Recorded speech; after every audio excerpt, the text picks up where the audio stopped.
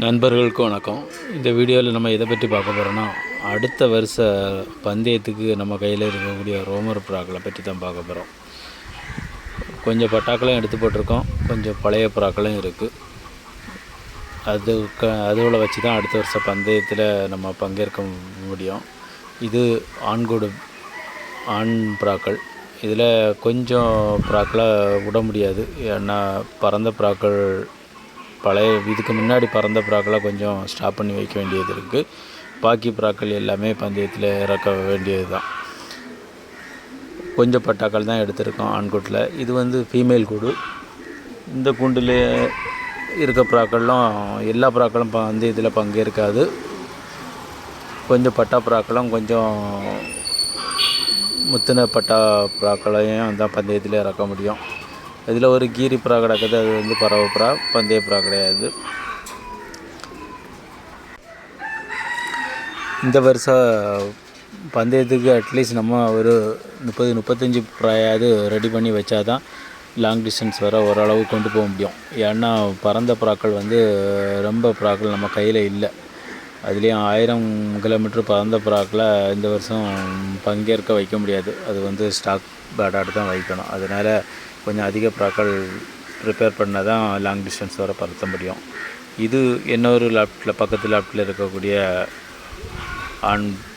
மேல் பேடு, அவ்வளவும் stock pad தான். இதில் 1-2 புறாக்களையும் இறக்கணும். இதில் நம்ம பார்க்க போகிறது 2 முக்கியமான புறாக்களை பற்றி தான். அந்த 2 முக்கியமான புறாக்களை அடுத்த பந்தயத்தில் இறக்க முடியாது. அது என்ன ரீசன்னா, பைரி அடிப்பட்டதுனால.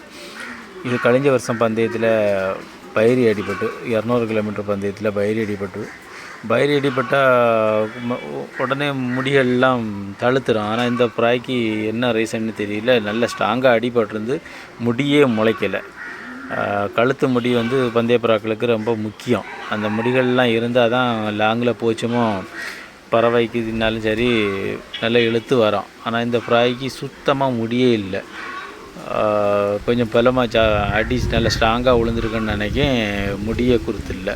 அதனால் அதையும் விட முடியாது. இந்த ஒரு நல்ல லாங் டிஸ்டன்ஸ் இல்லை 500 கிலோமீட்டர் பறந்து பைரி விரட்டினால அடிபட்டு ஆனால் இந்த புறா இறங்கின பிறகு தான் அதுக்காக நோட் பண்ணோம், அது வாயில் அடிபட்டிருக்கு. எதுலேயே போய் மோதி இருக்குன்னு நினைக்கேன். வாய் அடிபட்டு கீழ் நாடி 2ஆக உடஞ்சிட்டு. பிழைக்காதுன்னு தான் நினச்சோம். அப்புறம் எப்படியோ கொஞ்சோல எடுக்கு கீழ் நாடி 2ஆக பழந்துட்டு. இந்த பேடையும் பந்தயத்துக்கு எடுக்க முடியாது, ஏன்னா சரியான ஃபீடு அதனால எடுக்க முடியாது. ஏதோ நனைய வச்சு கொஞ்சோல வச்சா அது ஃபீடு எடுத்துக்கிடும். நம்ம டெய்லி அதுக்கு கையற கொடுக்க முடியாது. அது கொஞ்சம் கூற வச்சிட்டோம்னா கொஞ்சம் ஃபீடு அதுவே எடுத்துரும். வீடியோ பிடிச்சிருந்தால் லைக் பண்ணுங்கள், ஷேர் பண்ணுங்கள், சப்ஸ்கிரைப் பண்ணுங்கள். ஓகே, பாய்.